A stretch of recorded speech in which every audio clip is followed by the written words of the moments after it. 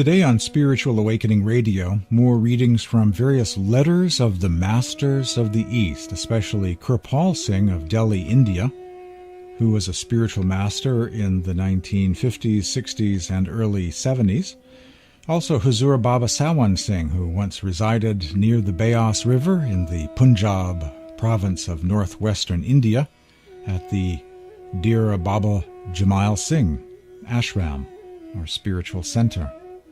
Letters from the Masters, Part 2 this week on Spiritual Awakening Radio.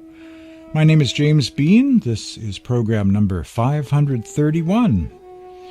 I'm here streaming live every week at this time on healthylife.net, the Positive Talk Radio Network, streaming on the web and bringing to the radio airwaves education for a more peaceful planet.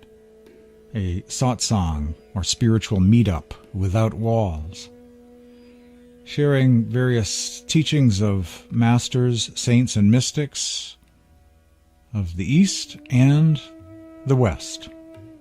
Letters from the Masters. When you read these letters, originally they were written to specific disciples, but they have a very personal and direct feel to them. So when you read these letters, it's like the Master is writing a letter to you, speaking directly to you. That's part of their charm. There are many collections of letters that have been published. I begin with one of the most fascinating paragraphs from Huzur Baba Sawan Singh. We are expecting much from America. The average person in America is much nearer to this teaching than in any portion of Europe. The day will come when your people will turn to Sant. Someday the great work there will assume much larger proportions. You may look confidently for it in your own time. Be ready for it. Huzur Baba Sawan Singh. I look at that kind of prediction as something that is fulfilled more and more with the passing of time, and each generation is contributing to it, and there's so much more to be done. More people will be initiated, more books will be read, more books will be published. There's so much more to upload, to download, to stream, to communicate. A lot more people in the future will be adopting this inward mystic path. At one time, the esoteric tradition was hidden away behind locked doors in secret scriptures. It took years to even make it to the inner circle to learn the practice. But now the path of the Masters is hidden in plain sight. It's a needle in a haystack. It's a book on a bookshelf in a bookstore filled with books. And those who are meant to know will find it. Those who appreciate it and can appreciate the depth, can notice the difference, can find the golden nuggets embedded in the stream of mud. Those who will find the jewels and notice them and appreciate them, they will get it. They will find their way to that wisdom tradition of the saints and mystics. They will notice. They will appreciate. As Kabir says, some searched for it east of us and others west of us, and some looked among the primitive earth rocks, and some wrapped it in the mantle of their heart.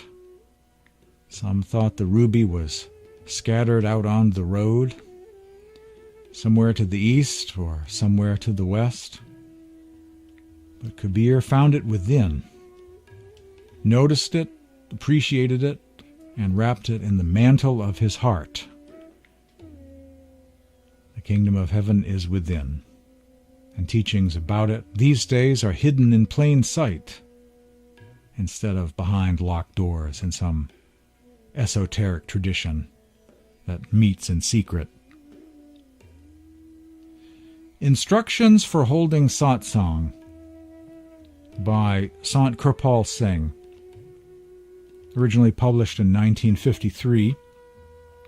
one of the many books and letters to be found at the Kirpal Singh website, copyright free and available for free online at the RuhaniSatsangusa.org website, RuhaniSatsangusa.org. Instructions for holding satsang. Satsang, as the term implies, is association with Sat, or truth, the eternal God, the eternal truth. Satsang meetings should therefore be exclusively devoted to the discourses on Sat, which in its broader connotation includes talks on God, the soul, the Word, the relation between soul and God on the one hand, and soul and the universe on the other, the God way or path of God realization, and the God-man or spiritual master and his teachings. It also includes discourses on allied topics such as ethical life, love, faith, compassion, and all that which makes way for the healthy and progressive development of divine life, leading to efflorescence of spirit in cosmic awareness. The purpose of satsang. It must always be borne in mind that the actual awakening of the spirit is the work of the master power overhead. The talks and discourses are just like refresher courses which may help in the proper understanding of Sant Mat, or the teachings of the master, on the intellectual level, for theory precedes practice. Both the initiates and non-initiates derive immense benefit from such talks. In these congregational gatherings, universal truths are brought home to all alike. A spirit of universal brotherhood on the broad basis of human beings as the children of the one Supreme Father is inculcated, so as to link all with the silken bonds of love and oneness.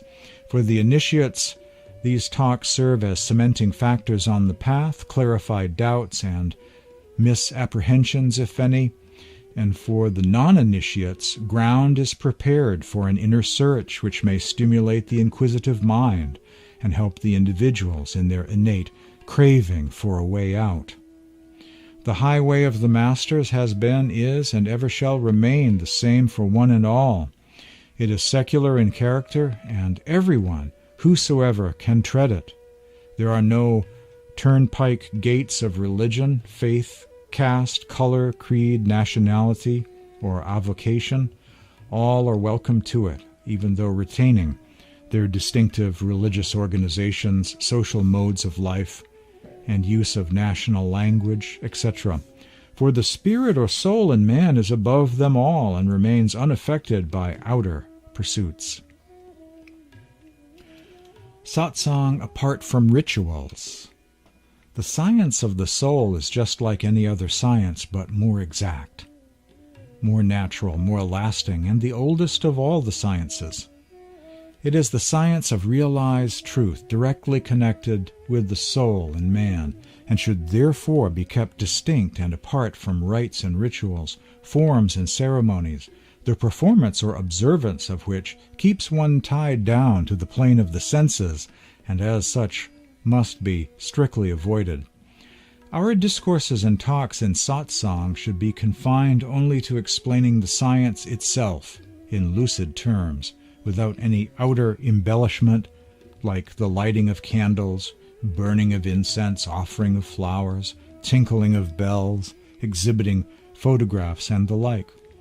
Even though these may appear innocent and harmless in themselves, yet the seekers after truth are likely to go astray by such symbolisms and forms, and may eventually get entangled and lost. Subject and scope of satsang. For the subject of a talk, we may take up the hymns from any scripture, preferably from the masters of the sound current. It may be supplemented by apt quotations from the parallel writings of other master saints. The Holy Gospels themselves are full of such material as may fit in with such a context. The illustrations from various masters are essential so as to bring out the essential unity in the teachings of all the saints. We should not, however, discuss the practical part of the science. Here I'll pause and interject a comment that this is referring there, that last sentence, to the meditation techniques, the details of meditation practice. That's kept confidential. Everyone at the time of initiation in this esoteric tradition receives that specific guidance in a complete and total sort of way. And so it's reserved for that initiation time. And so the specific techniques of meditation practice in detail, that's not ever discussed in public or in books. And that is a very ancient tradition that goes back thousands of years, which is why you can never find such teachings in books or scriptures or Gnostic Gospels. It's just not there. It's between the master and the student, and that's where it always remains. So that's what he meant there in that last sentence, that the details of the practical part of the science are usually not revealed in any public sort of setting. Sant Kirpal Singh, Instructions for Holding Satsang. Again, the subject itself should be a non-controversial type. It must strictly refer to the spiritual science. Its exposition should be couched in terms that are loving and create a fragrant atmosphere, which may have a universal appeal to the audience without hurting the feelings of anyone. At the conclusion of the talk, there should be no questions and answers in the open congregations. It should not form a debating club. If anyone has to inquire anything or wants elucidation on any particular point, that can be done more happily in private. The thistles of doubt and misapprehensions, if any, have to be weeded out with a tender hand, and nobody should be allowed to remain in suspense, for a clearing of the mental ground is absolutely necessary before sowing the seed of the sound current, the Naam. The satsang should conclude with meditation for some time, say half an hour, in which all should take part except for an urgent and unavoidable reason, says Sant Kirpal Singh. Love and service are the basis of satsang. The work of satsang should be conducted in a dignified spirit of love and service. Our thoughts, words, and deeds should radiate nothing but love and sweetness. As service precedes the science, our motto should be service before self. We cannot adequately advance the interests of any science, far less that of the science of realized truth, unless we are prepared to devote our heart and soul in its service. The science will make headway of itself if we are true to ourselves and truly offer to serve it. Some amazing passages from Sant Kirpal Singh. Instructions on holding satsang, spiritual meetups, where truth is the focus and the only focus. Never rites and rituals, material outward things that you can't take with you anyway. Photos and statues and incense and candles. None of that can go with you. So, in a sense, the Sants of India are very similar to Quaker mysticism of old in the Western world. Bare walls, nothing hanging on the walls, pretty plain on the outside, and a mystical focus on the inside in contemplative meditation. That's the focus. That's where all the energy goes. More from Sant Kirpal Singh. Spiritual Elixir is a wonderful collection of letters, and one of those books available online at the Ruhani Satsang USA website. Loving cooperation in devoting regular time to holy meditations comprises the best gift that a child disciple can present to the Master. A fully developed and illumined spiritual aspirant is an asset and an example to others. Such a one can carry the gospel of love and truth under the gracious protection of the living Master. It is the inevitable result of your devoted meditations that you are blessed with the divine wisdom and appreciate the greatness of the Master's grace. Indeed, the disciple is filled with awe-inspiring gratitude for the innumerable blessing which fall to his or her lot under the protective guidance of the living Master. Reverential humility is the keynote for assimilating more of divine grace and enjoying the earthly life in its fullness. Ego is the chief element of mind, and with the good grace of the Master, it can be overcome by attuning one's soul with the holy Naam, or sound current, within, which is the fountainhead of bliss and harmony. Stray thoughts flashing through the mind in various spheres of mental vibrations do lurk as a reaction of inner spiritual progress.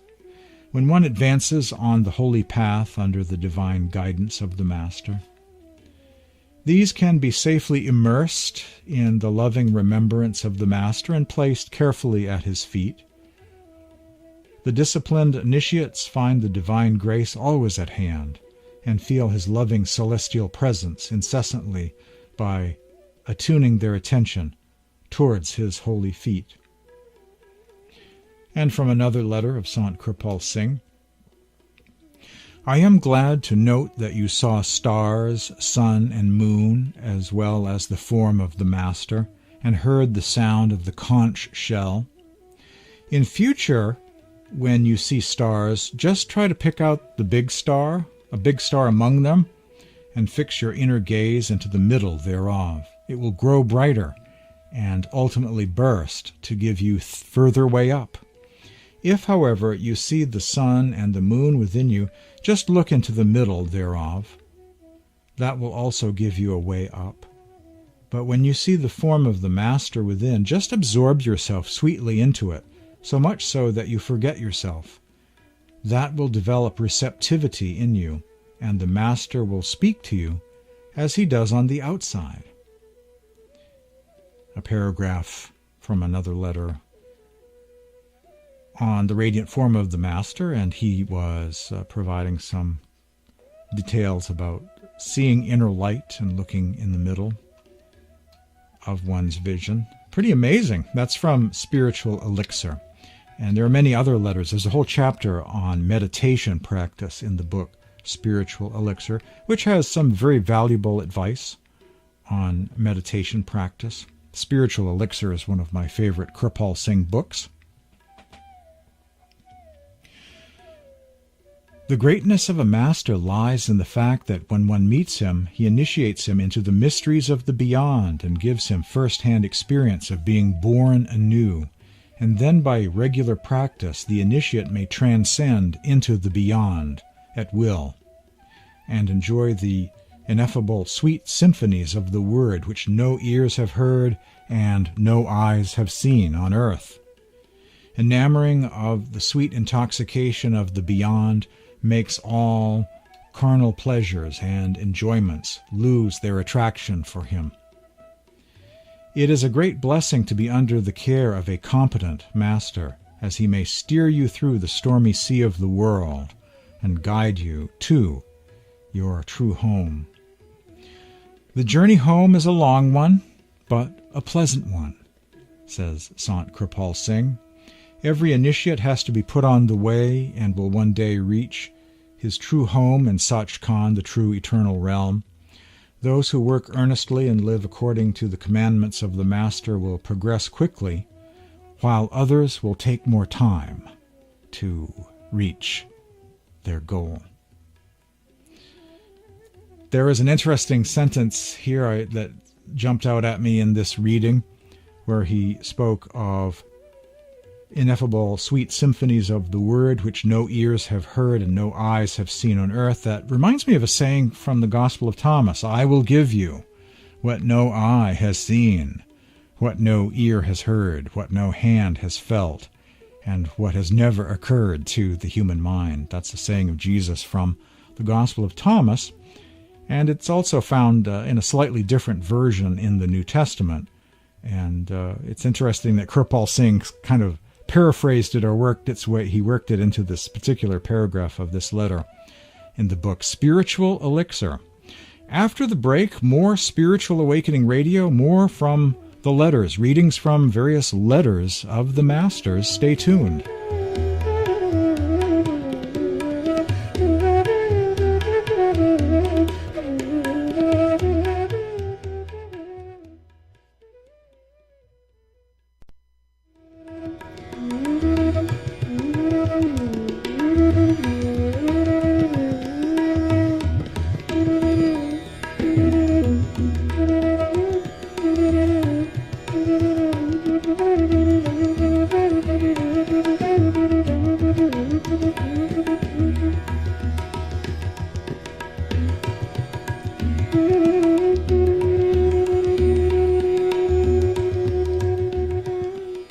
Indian classical ragas are provided to Spiritual Awakening Radio by Maine-based artist Paul Alexander John, who lives somewhere along the coast of Maine, playing the Indian bansuri or bamboo flute, collaborating with other musicians on tablas, harmonium, and tambura. More readings from the Masters, letters from the Masters on this week's edition of Spiritual Awakening Radio. This, once again, is from the book Spiritual Elixir, Letters of Kirpal Singh. On the natural way, everyone will first see light. This will first be stationary, then brighter, and brighter light will burst to give way for one to pass through it and up.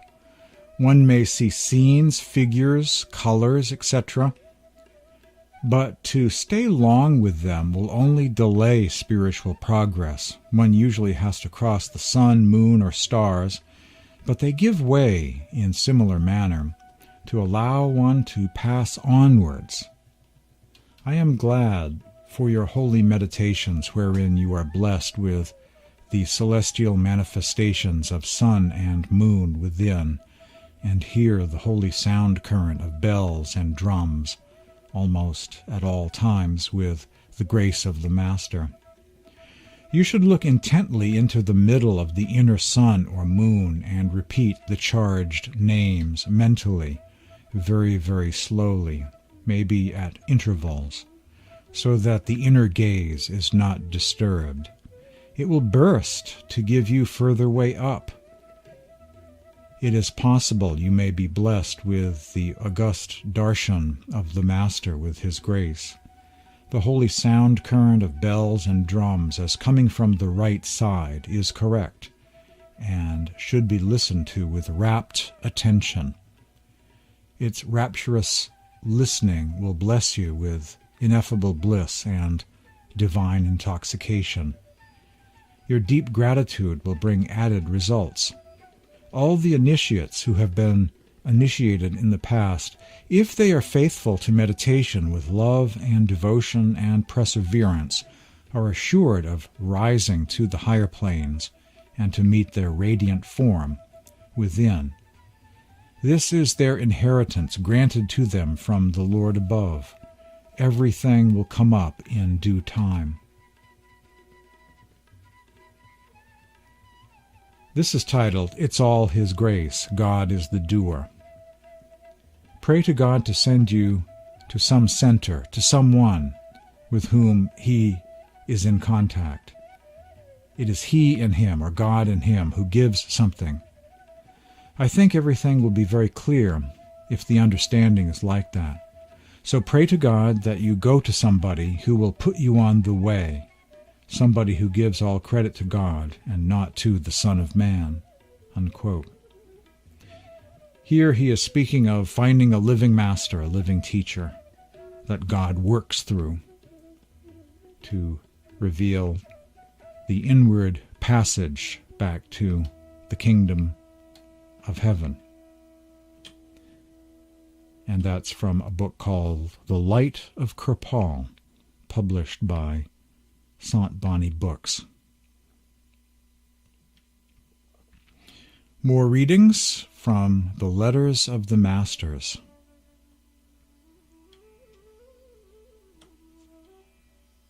A few words about individual meditation will not be amiss here.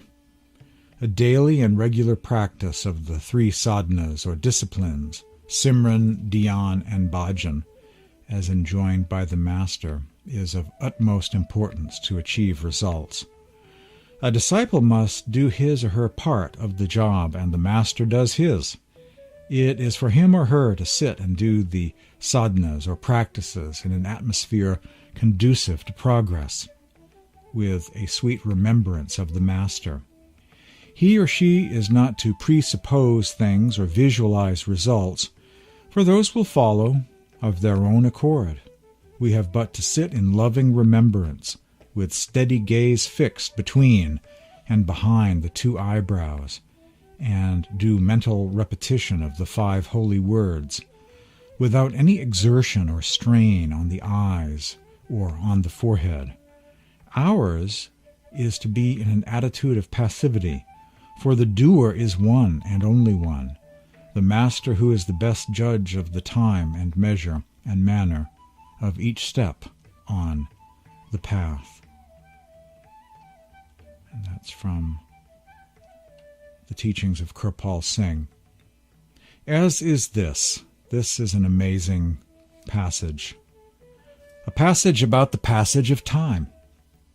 Standing at the crossroads of time, we must make a firm resolve to do better from day to day, at least from the New Year's Day that beckons us on with a promise of rosy dawn. As there are landmarks on earth, so there are landmarks in time. The past and future are like sealed books to us. The one is in the limbo of oblivion, while the other is in the womb of uncertainty. It is only the living present that is ours, and we must make the best use of it, ere it slips away through the fingers and is lost forever. Human birth is a great privilege and offers us a golden opportunity. It is for us to make or mar the same, for it is given to each individual to forge his or her own destiny as best he may.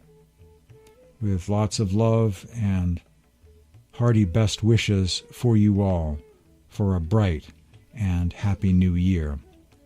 A New Year's letter given many years ago by Sant Kirpal Singh, published in the book Spiritual Elixir.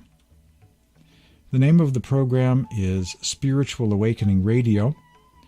More from the Letters of the Masters after these messages. Stay tuned for more Spiritual Awakening Radio.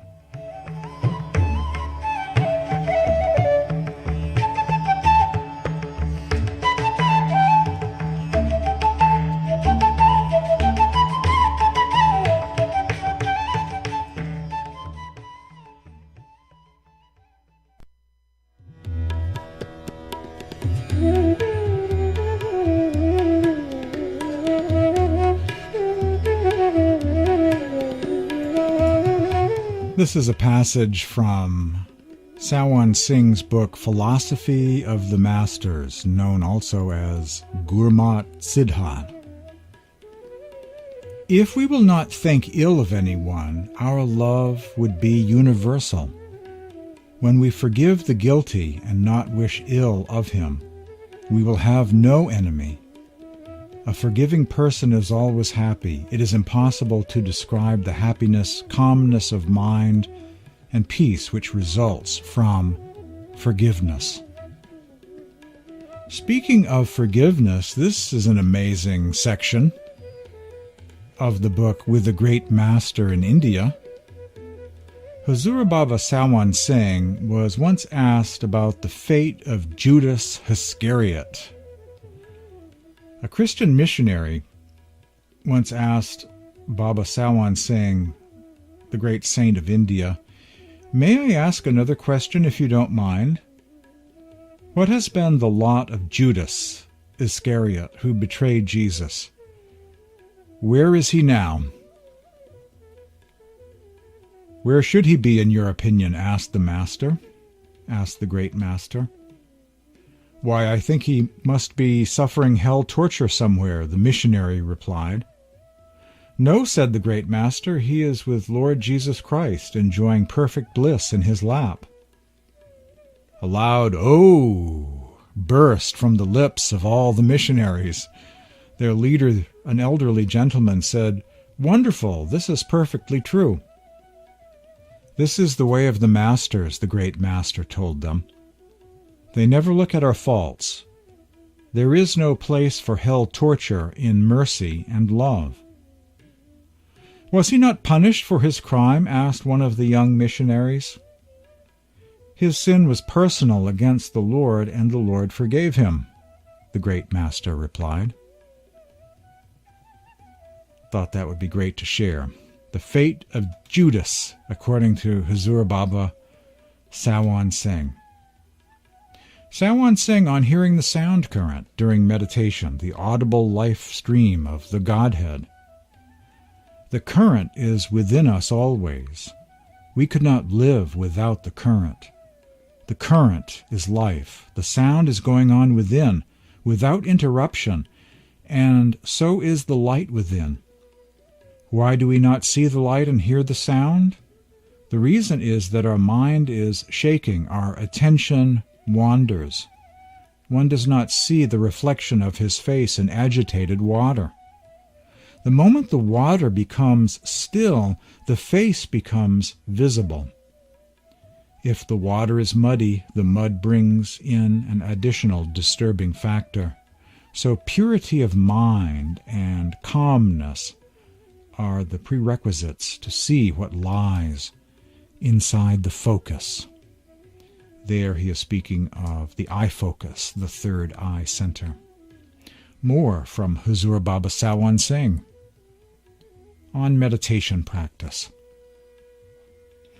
The sounds of the current at the various regions have been mentioned as resembling the sounds of material instruments like the bell, guitar, and so forth. But in reality, there is no comparison. To give you an idea in the best way that it can be given, one has to resort to that which you are already familiar. The unknown is explained in terms of the known. Guitar and so forth are the nearest approaches of sounds known to us here in this world to give some idea of the sounds of the current heard at the different regions within. These lights and sounds are the characteristics of those regions, and any soul that goes within must see and hear the lights and sounds characteristic of the regions through which it is passing. The current is continuous from Sachkhand, the true eternal realm, downward, but produces different sounds in different regions, just as if you strike your stick against a wall, wood, stone, or metal, it produces different kinds of sounds. The bell sound that pulls or attracts like a magnet commences from the 8-petaled lotus. The tables are turned now. The attention that had found it so difficult to go within now finds it difficult to stay out. To talk of the joys of staying within is the privilege of a different set of people. Only he can appreciate this state who has gone within, in the eye focus. Huzur Baba Sawan Singh. Baba Jamal Singh, who had many profound things to say about inner sound meditation. Listen to the sound current every day when you are free, and do Simran, the repetition of the sacred names, even while walking. Then all your worldly work will be done by the Master himself. Do not worry in any way. The Lord himself has given you this way to meet him. So you should consider this your great good fortune, and you should always hold on to the sound current. One day it will surely take you to Sachkhand. If you listen for 10 minutes or 5 minutes, or 4 minutes, or 2 minutes, or even 1 minute. With love and devotion, millions of sins and obstacles will be removed. Baba Jamal Singh. I find that to be one of the most amazing sentences about sound meditation given by just about any master, because it's so doable, it's so optimistic, it's so human being friendly. Even 10 minutes of meditating on the inner sound, or 5 minutes, or 4 minutes, or 2 minutes, or even 1 minute. With bhakti and prem, with love and devotion, millions of sins and obstacles will be removed. There's a similar saying in the Brahm Nirupan of Guru Kabir. Just hearing the sound for 15 seconds is better than going to some holy place in India for, centuries. It's an amazing thing. Just a few minutes of the sound is a very powerful, life-changing encounter.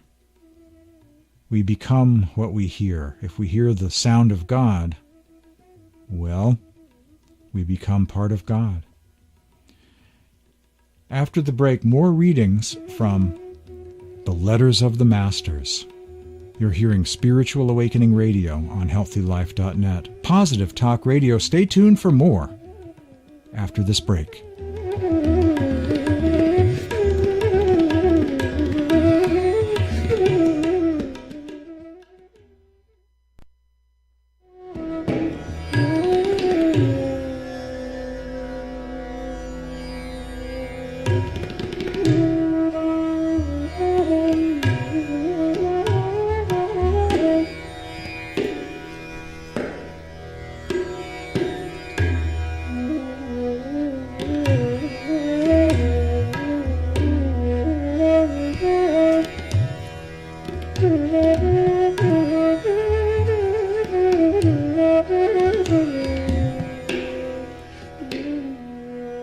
Spiritual Awakening Radio continues with readings from the Letters of the Masters. This is from Maharaj Sahib, also known as Brahma Shankar Misra, a spiritual master who lived from 1861 to 1907. He who is innocent and cherishes a true longing for meeting the Lord cannot be restrained by anything, no matter if he is beset with difficulties and obstacles and troubles and obsessions. The current of compassion instantly descends to take care of him and to protect him. If there be a true Lord, he is sure to hear the prayer of one who calls him sincerely from the bottom of one's heart. The Supreme Father is present and helping us inwardly, and he will make proper arrangements for the spiritual welfare of his children and keep the path of emancipation open. We should therefore go on with our meditation practice with unabated fervor, placing trust in his mercy and assistance. Have firm faith in the grace and compassion of Radhasoami Dayal, the merciful Lord of the soul. Whenever and whatever is deemed fit, Radhasoami Dayal will vouchsafe care and protection and bestow his compassion. From another letter. I am glad to learn that you are devoting a large portion of your time to devotions, to meditation practices. Continue to perform your devotions and place your reliance in the love and mercy of the Supreme Father. The thoughts that trouble you will slowly disappear, and you will find that your prayer has been heard and granted. You should perform Simran of Radhasoami Naam, the sacred name Radhasoami, whenever during the day or night you happen to remember. You should close your eyes for a minute and, fixing your attention at the first center, repeat the name Radhasoami about 10 to 20 times. Slowly and gradually you will be able to apply your mind to bhajan, the practice of listening to the inner sound during meditation, and experience some bliss. There is no doubt that you are under the gracious care of Radhasoami Dayal, the merciful Lord of the soul. You must continue your devotions with as much regularity and love as you can. You should also see that you do not give up the reading of the holy books, as you say you have done lately. You must rest assured that the Supreme Father is watching your spiritual interests. Your spiritual progress will be continuous if you do not fail the performance of your practice. Maharaj Sahib in Holy Epistles, Volume 3, and also a letter excerpted from the Discourses of Maharaj Sahib, published in Agra. Letters from the Masters continued. This is from the biography of Huzura Maharaj, published by Swami Bagh in Agra, India. The letters of Huzur Maharaj Raisalagram Bahadur. Go on regularly with your meditation practice, keeping your mind and senses undisturbed as far as possible, and trust in the mercy of the Supreme Father to grant you strength gradually as you advance. You will progress inwardly daily. There is no such thing as retrograde movement. Go on with your practice as much as you can, and the Supreme Father, through His compassion, will gradually help you in the purification of the mind, and the devotional practice will then become easy and pleasant. Go on increasing and strengthening your trust in and love for the Supreme Father, and keep your full belief and entire confidence in His mercy and grace. Nothing more is wanted from you. The rest of the work will be done by the Supreme Father Himself. Excerpted from another letter. You should fully rely on the mercy and grace of the Supreme Father, who guides, directs, watches, and protects the interests of all who come sincerely and unhesitatingly under His benign rule and protection. Go on with your practice as much as you can and carefully as you can, and at the same time exercise as much authority and influence over your mind and senses as you possibly can. Leave the rest to be done and disposed of by the Supreme Being in the manner and in the time He thinks best. The Supreme Being, Radhasoami, is our true guide. He is always with us, within us, sees us doing every little bit of internal and external work, and assists us in every good thing. The blessing you crave for will come and be conferred on you by the Supreme Father, provided you trust in Him fully and think of Him or remember Him by repeating His holy name and being mindful of His holy presence. Do not be disheartened. The affection or love or attraction is reciprocal. The more you love the Supreme Father, the more His mercy and grace will attend you in all your work. Faith worth the name must be living. It must consist in acquiring an affection, or rather an intense love for the Supreme Being, and an intense desire to approach Him. And this latter we can do in the interior of the body, for the path is within us. A reading from various letters of Huzur Maharaj Raisalagram, found in the biography of Huzur Maharaj, published in Agra, India, the city of the Taj Mahal. My name is James Bean. Hope you've enjoyed this Satsang reading edition of Spiritual Awakening Radio, featuring letters from the Masters.